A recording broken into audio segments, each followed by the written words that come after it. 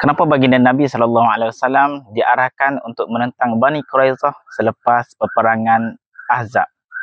Assalamualaikum warahmatullahi taala wabarakatuh.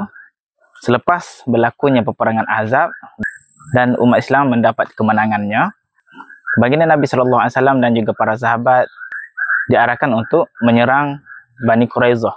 Kenapa diarahkan begitu? Sebab Bani Quraizah telah melakukan satu pengkhianatan terhadap negara Madinah. Apakah pengkhianatannya? Pengkhianatannya adalah berbentuk pelanggaran piagam Madinah.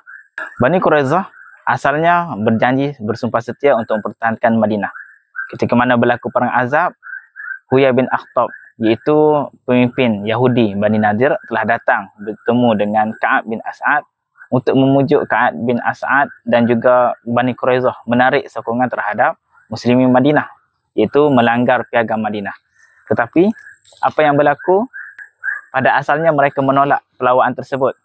Akhirnya telah diberikan tawaran yang besar oleh Huyai bin Akhtab, iaitu sekiranya mereka berjaya menawan Madinah, Madinah akan diberikan kepada Bani Quraizah.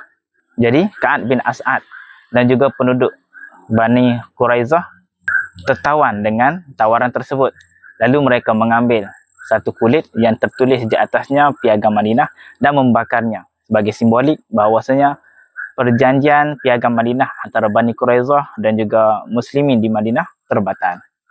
Jadi baginda Nabi SAW dan juga para sahabat telah diarahkan untuk menyerang Bani Quraizah untuk menghukum mereka atas kesalahan mengkhianati negara. Jadi sekadar itu saja perkongsian kita pada kali ini. Jumpa lagi pada video yang akan datang. Jemput follow saya untuk perkongsian sirah yang lebih menarik. Wallahu a'lam.